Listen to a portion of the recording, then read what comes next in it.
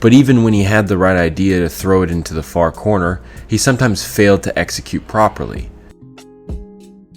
With a mirrored system in Summer League that had the center operate a lot from the top, Queta also showed some processing issues where he failed to make prompt decisions. Sometimes he'd miss the first read, while at others he'd fail to pass the ball at all.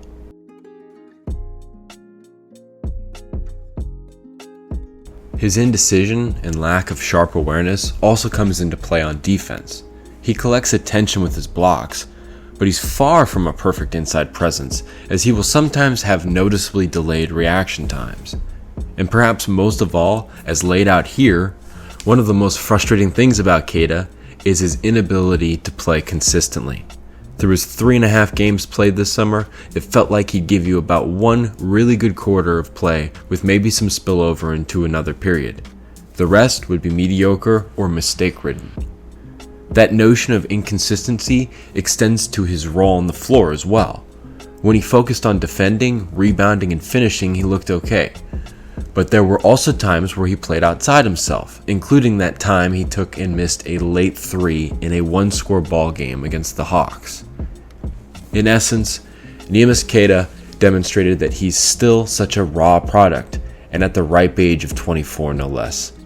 So yes, the Nerlens Noel signing appears to confirm the notion that the Queta experiment is indeed over. It doesn't seem like the Kings are going to cling on to hope that he can become the player they thought he could possibly evolve into when they selected him in the draft 2 years ago. Going for the older Noel admits that, if only tacitly. If Sacramento really believed in Queta, everyone would know. But they've clearly bypassed hanging their hat on the 24-year-old to plug a 29-year-old vet into the center rotation. The Kings can rest assured knowing Noel can adequately contribute as a connecting piece on defense, on the glass, and as a finisher.